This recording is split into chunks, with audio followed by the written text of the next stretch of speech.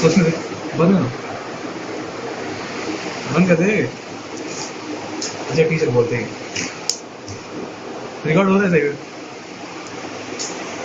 अच्छा मैंने आपसे भी टाइम के बारे में कुछ बातें करी, अब कुछ फैक्ट मैं आपको क्वांटम मैकेनिक्स के बारे में बोलना चाहूँगा। ओके, क्वांटम मैकेनिक्स में बहुत ही एक कॉमन प्रिंसिपल है अनसर्टेनिटी प्रिंसिपल, हेसेनबर्ग अनसर्टेनिटी प्रिंसिपल से हम बोलते हैं, जिसका कहना ये है किसी भी पार्टिकल को हम जनरेट इलेक्ट्रॉन्स, जिसको हम कोई भी पर्टिकुलर पोजीशन या वेलोसिटी को हम बता नहीं सकते वेलोसिटी कहाँ पे है, हेसेनबर्ग ने ये कहा था, तो उसकी एक वेव फंक्शन के अकॉर्डिंग। ओके, तो इसमें क्या है, इसके काफ़ी बड़े डेरिवेशन है, उतना डिटेल में मेरे को भी समझ में नहीं आता, ना ही मैं जाऊँगा उसमें। ठीक है, मैं आपको सिंपल एक चीज़ बताना चाहूँगा कि जो इलेक्ट्रॉन है that has a dual character, it is acting as a wave and it is also acting as a particle. Okay, मतलब आप बोल सकते हैं कि एक इलेक्ट्रॉन एक समुद्री लहर भी है और एक लकड़ी भी एक पार्टिकल की तरह। एक सुनने में बहुत अजीब लगता है लेकिन है ऐसा ही कुछ। हम जब किसी इलेक्ट्रॉन को कहीं ढूंढने की बात करते हैं तो हम प्रोबेबल उसका प्रोबेबिलिटी डेंसिटी देखते हैं, उसका क्लाउड इलेक्ट्रॉन क्लाउड में से प्रोबेबिलिटी डेंसिटी देखते हैं कि वो कहाँ पे स्थित है। हम ये पर्टिकुलर नहीं बोल सकते कि ये पर्टिकुलर इसी लोकेशन पे स्थित है, हम उसी प्रोबेबिलिटी से बोल सकते हैं कि एक्चुअली हम एग्जैक्टली उसका पोजीशन नहीं बताया जा सकता कहाँ पे है, because quantum mechanics does not allow it to say the exact position of any particle in the universe. Okay, so हम अपनी यूनिवर्स की बात करते हैं। पहले हमारे यूनिवर्स में हम एक छोटी सी एग्जांपल लेते हैं, मान लीजिए एक कैट है, एक बिल्ली। ओके, एक बिल्ली का दो पॉसिबल आउटकम्स है, या तो वो जिंदा है या मुर्दा है। ओके, हमारे दुनिया में मान लेते हैं कि ये बिल्ली जिंदा है। ओके, अगर हमारे पैरेलल में बाकी दुनिया जहाँ पे है, जहाँ पे लिविंग बींग्स हैं, मतलब लाइफ पॉसिबल है, हम अगर माने इस चीज़ को, हमारे पैरेलली 5-6 और वर्ल्ड्स एग्जिस्ट कर रही है, तो क्वांटम मैकेनिक्स ये कहता है कि बाकी वर्ल्ड्स में जिंदा नहीं भी हो सकती है, मरी भी हो सकती है, कुछ कहा नहीं जा सकता इसके बारे में। Okay, quantum mechanics is how to say दो तरफा, एक चीज के दो पहलू हैं, इसका कुछ भी हो सकता है, कोई कुछ नहीं कह सकता इसके बारे में, सर्टेनिटी नहीं है यहाँ कहीं कोई। ठीक है, जैसे हम लोग एक छोटी चीज देखें, हर चीज पार्टिकल की तरह ही है, आप बड़ी चीज को देख रहे हो that is macroscopic and small microscopic thing, मतलब जैसे हम चीज़ों को छोटा करते हैं, बड़े से छोटा, उसमें लॉज अलग लगते हैं। बड़े चीज़ों में न्यूटन के लॉ, फोर्स के लॉ ये लग रहे हैं, छोटे चीज़ों में क्वांटम मैकेनिक्स के लॉ लग रहे हैं, मतलब जैसी चीज़ें की आकार बदल रही है, लॉज भी बदल रहे हैं, आप इसको नोटिस करो, है ना। ये एक फंडामेंटल डिफरेंस है जो मिस्टर बहुत ही बड़े एक साइंटिस्ट थे, जो अभी भी हमारे जिंदा है, क्या नाम है उनका, स्टीफन हॉकिंग, उन्होंने यूनाइट करने की कोशिश करा था क्वांटम मैकेनिक्स और जनरल रिलेटिविटी को। उन्होंने एक फॉर्मूला में निकाला है, मेरे को अभी याद नहीं है फॉर्मूला, मैंने लिख रखा है खैर। और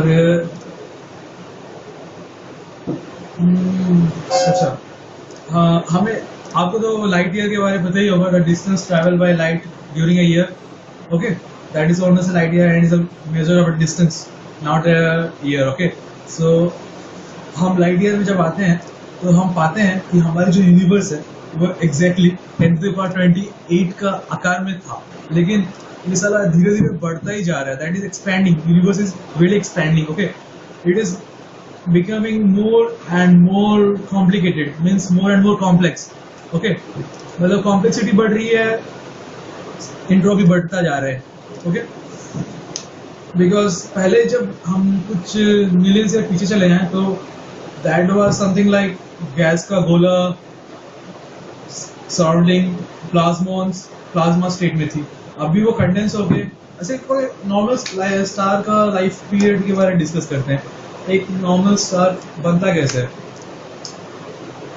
जब बहुत स्टार मरता है, यानी ब्लैक होल मान लीजिए, ठीक है, ब्लैक होल बहुत सारे, जब क्या बोलेंगे, ब्लैक होल तो नहीं मानेंगे, अच्छा सबसे सिंपल तरीका लेते हैं, आप जब बहुत सारे गैस एकदम एक्साइटेड मैटर, इसको प्लाज्मा बोलते हैं हम अपनी भाषा में, वो गैस क्लाउड्स प्लाज्मा बहुत सारे दूर दूर तक चीजें जो आपस में फ्लोट कर रही थी बिग बैंग के दौरान, वो सब जब आसपास के छोटे छोटे ग्रेविटेशन फील्ड में आती है तो वो छोटी होती रहती है, धीरे धीरे छोटी होते होते होते एकदम जब छोटी हो जाती है वो एक स्टार बनता है एक्चुअल में। वो स्टार का जन्म होता है तब स्टार का एकदम मास जो है वो उसका सेंटर में होता है, और वो स्टार का कैरेक्टरिस्टिक होता है कि वो हाइड्रोजन में बन करके हीलियम में बदल देता है। ओके, और ये कंटिन्यूसली तब तक करता रहता है जब तक उसकी पूरी हाइड्रोजन हीलियम में ना बदल जाए, चाहे वो उसके लिए हमारे हिसाब से बिलियंस ईयर लगे, उसके लिए बहुत ही कम है ये। ओके, तो स्टार बनने के बाद जब ये पूरी हाइड्रोजन खत्म हो जाती है तो उसका साइज जो है धीरे धीरे बढ़ना शुरू होता है, उसे हम लोग बोलते हैं red giant. Okay, red giant बढ़ते बढ़ते बढ़ते बढ़ते इतना बढ़ता है कि उसमें एक छोटा सा विस्फोट हो जाता है, और विस्फोट होने के बाद कुछ पार्टिकल अलग हो जाती है और धीरे धीरे छोटा होने लगता है, उसको बोलते हैं small dwarf. Okay, small dwarf के बाद छोटा होते होते होते इतना छोटा हो जाता है क्योंकि सारा फूल खत्म हो गया होता है, तो छोटा होकर एक काला सा होल बनता है, because no light is coming from there, so it is becoming a black and ultimately it become a black hole. Black hole is something which we cannot describe in our words. Black hole has a very very high tendency of gravitational pull. It has so much gravitational pull that light cannot escape from it. Even when light gets trapped into it, it cannot go anywhere. It goes simultaneously inside. Black hole के बारे में एक और चीज बोलना चाहूँगा। Black hole ऐसा चीज है जहाँ पे स्पेस और टाइम के बीच का दीवार खत्म हो जाता है, जहाँ पे टाइम ही रहता, स्पेस नहीं रहता। सही में यहाँ पे सुनने में अजीब लग रहा होगा लेकिन ये सही बात है, क्योंकि हम लोग पर्टिकुलर एक दुनिया में जी रहे हैं, और हम जिस दुनिया में जी रहे हैं वहाँ हम चीज को जीवित देखते हैं, यानी जीवन का मतलब होता है मूवमेंट। किसी चीज में that is a movement, sort of movement means कोई चीज को बढ़ना घटना, छोटा होना बड़ा होना, पेड़ बड़ा हो रहा है, something like that, that sort of movement. But आप आउटर स्पेस में जाइए, वहां पे nothing is happening, no movement. A body will tend to move in that direction unless acted by another force. या that's a first law that is happening over there. वहां पे आप movement और time का कोई बात नहीं बोल सकते। Time is for you in this earth, they have their own respective time, whatever you can say. Okay,